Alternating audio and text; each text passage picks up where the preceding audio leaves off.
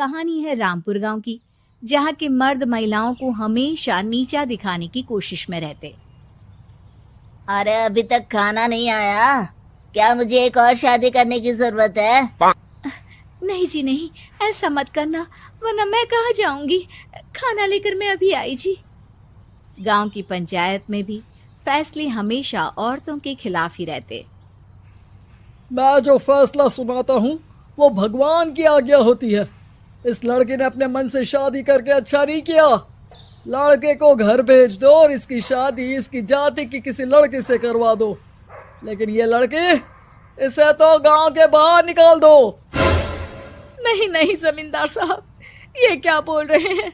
ऐसा नहीं हो सकता। मेरी बेटी मासूम है, इसे अच्छे बुरे की समझ नहीं है। अरे कहाँ जाएगी ये बेचारी? कहाँ जाएगी? इतनी चिंता है तो पूरे परिवार का गांव निकाला कर देते हैं। बेचारे पूरे बसे बसाए परिवार को गांव छोड़ना पड़ता है। चाहे जो हो, अगर बेटियों को कंट्रोल नहीं कर सकते तो गांव में रहने का कोई मतलब नहीं है। यहाँ औरतों को दब कर रहना होगा। कोई भी अपने हिसाब से कुछ नहीं कर सकता, सब ईश्वर की मर्जी से ही होगा। तभी गांव का एक आदमी दौड़ा दौड़ा आता है। सरपंच साहब, जमींदार साहब, वो कालिया है ना, उसकी बेटी पढ़ने के लिए शहर जा रही है। अच्छा, ये कब हो गया? और कालिया की हिम्मत कैसे हो गई ऐसा करने की? लेकर आओ उसे और उसकी बेटी को। बस फिर क्या था, हाजिर हो जाते हैं कालिया और उसकी बेटी सरपंच के सामने। अरे कालिया, ये क्या सुनने में आ रहा है? बेटी को इंजीनियर बना रहा है तू? और ये बता, गांव में तो स्कूल नहीं है, फिर कहां से इतनी क्लास पास कर गई तेरी बेटी? राधा, जो कि कालिया की बेटी है, उसे लगता है कि सरपंच उसकी तारीफ कर रहे हैं। सरपंच जी, मैंने ऑनलाइन पढ़ाई की है, डिस्टेंस लर्निंग से। सभी में मैंने अच्छे नंबर पाए हैं, जिसे देखते हुए शहर की इंजीनियरिंग कॉलेज में मुझे स्कॉलरशिप मिली है। वाह जी वाह, क्या होती है ये? पहले तो ये बताओ, फिर आगे की बात करते हैं। पूरा गांव राधा की बात सुन रहा था और राधा बोलती जा रही थी। तो ऐसे मैं फ्री में एक अच्छी शिक्षा लेकर गांव में जो कुछ परेशानियां हैं, जैसे बिजली, पानी और इंटरनेट जैसी समस्याओं के लिए काम करूंगी। मैं गांव को शहर से जोड़ने के लिए पुल का निर्माण करवाने का प्रस्ताव रखूंगी। मुझे पूरी उम्मीद है कि जल्द ही हमारा गांव भी तरक्की की राह पर चल पड़ेगा। राधा की बात सुनकर सारे गांव वाले ताली बजाने लगते हैं। सरपंच को समझ नहीं आता कि वो क्या करे। चुप रह नादान लड़की, गांव के खिलाफ जाने के लिए तुझे गांव से बेदखल कर दिया जाएगा, वो भी पूरे परिवार के साथ। और हाँ, अगर ठीक से गांव में रहना चाहती है तो ये पढ़ाई लिखाई छोड़ दे। हम तेरे लिए गांव का कोई होनहार लड़का देखेंगे। तभी गांव का एक आदमी बोल पड़ता है। अरे नहीं नहीं सरपंच जी, राधा बिटिया जो बता रही है, अगर वैसा हो जाए तो हम लोगों को पैसा कमाने के लिए बाहर नहीं जाना पड़ेगा। हाँ जी, और ना ही कोसों दूर पानी के लिए भटकना पड़ेगा। हमारे बच्चे भी अच्छी पढ़ाई कर सकेंगे और आगे बढ़ेंगे, ना कि हमारी तरह खेती करते बैठेंगे।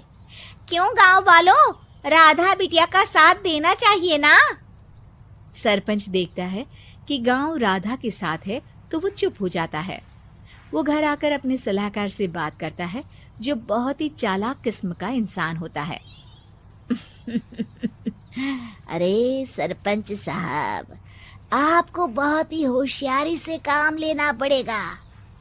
एक बार गांव तरक्की कर गया, यहाँ के बालक पढ़ लिए तो कोई ना पूछेगा आपको।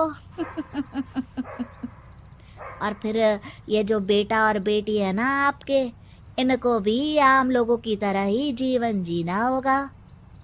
हाँ, लेकिन करे तो क्या करे? वो ना आप मुझ पर छोड़ दीजिए, बस मैं जैसा बोलूं करते जाइए।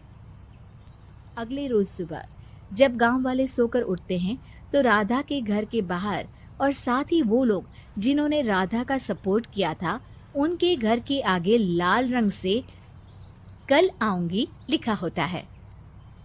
कल आऊंगी, यह क्या होता है? अरे यह तो खून से लिखा है, लगता है कोई भूत प्रेत या चुड़ैल का साया है। चलो सरपंच जी के पास चलते हैं।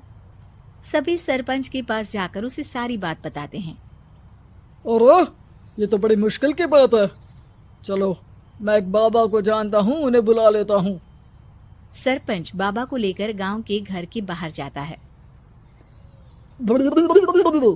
ओहो, तो ये वो चुड़ैल है जो उन लोगों को निशाना बनाते हैं जो गांव को बदलने का सपना देखते हैं।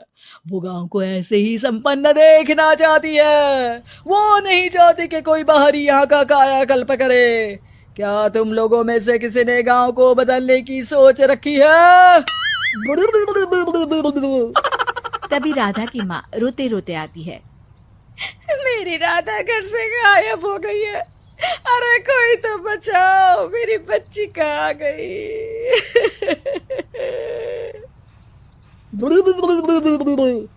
ले गई वो चुड़ैल, तेरी बच्ची को ले गई। अब वो उसे श्रापित करके छोड़ेगी, उस पर चुड़ैल का साया हो जाएगा।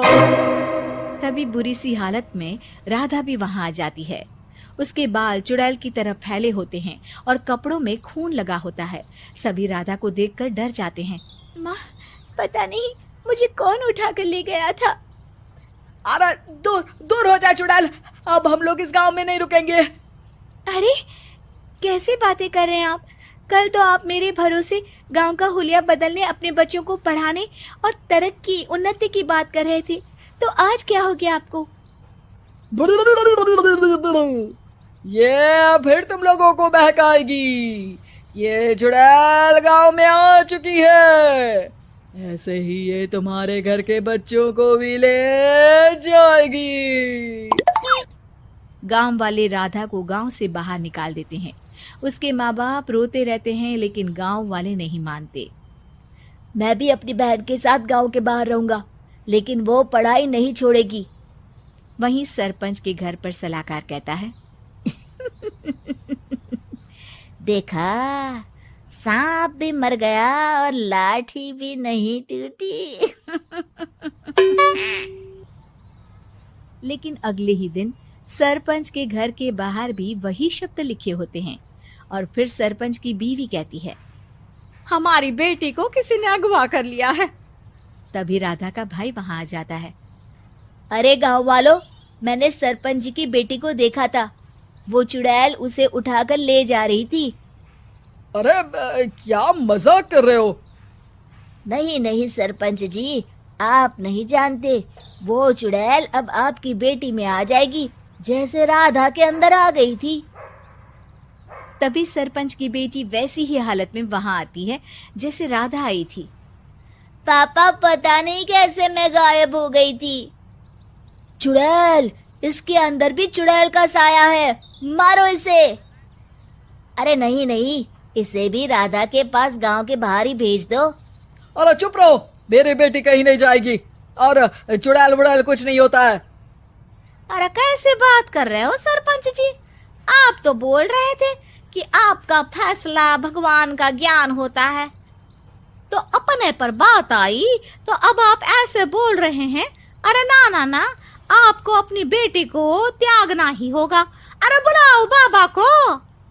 राधा का भाई बाबा को ले आता है, जिसे अब गांव वालों के डर के कारण सच बोलना पड़ता है।